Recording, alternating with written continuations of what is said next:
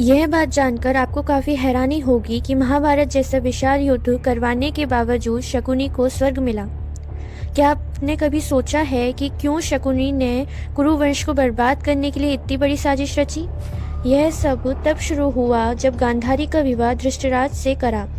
विवाह के कुछ समय बाद उन्हें पता चला कि गांधारी मांगलिक है और उसका पहले से ही एक बकरी के साथ विवाह हो चुका है, जिसकी बाद में बलि दे दी गई थी। भीष्म को लगा कि उनके साथ धोखा हुआ है, तभी उन्होंने गांधार राज को पूरे परिवार सहित बुलवाया और पूरे परिवार को जेल में डाल दिया। पूरे परिवार को हर एक दिन केवल एक मुट्ठी चावल दिया जाता ताकि परिवार के सभी लोग धीरे धीरे भूख से तड़प कर मरने लगे। उस समय परिवार में सबसे छोटा शकुनी था, तो फैसला लिया गया कि अगर कोई जिंदा बचेगा भी तो शकुनी बचेगा। परिवार के सभी लोगों ने अपने हिस्से के चावल शकुनी को देना शुरू कर दिया।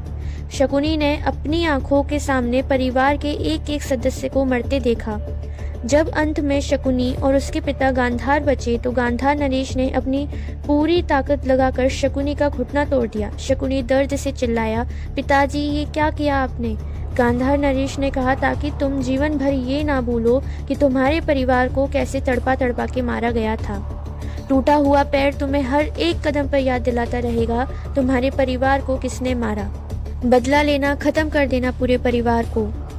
मरने से पहले एक और बात कही थी गांधार नरेश ने, मेरे मरने के बाद मेरी हड्डियों को जलाना मत, उसका पासा बनवाना। यह पासा चलने पर तुम जो अंक चाहोगे वही आएगा। यही कारण था कि शकुनी कभी जुए में हारा नहीं। उसकी चालें और उसकी साजिशें उसके परिवार का बदला लेती थीं। जुए से लेकर द्रौपदी के चीरहरण तक शकुनी की साजिश थी। उसने सारे गलत कर्म करे पर अपने पिता से किया वादा नहीं तोड़ा। इसलिए ऐसा माना जाता है कि पितृवचन ना तोड़ने के लिए उसे स्वर्ग की प्राप्ति हुई।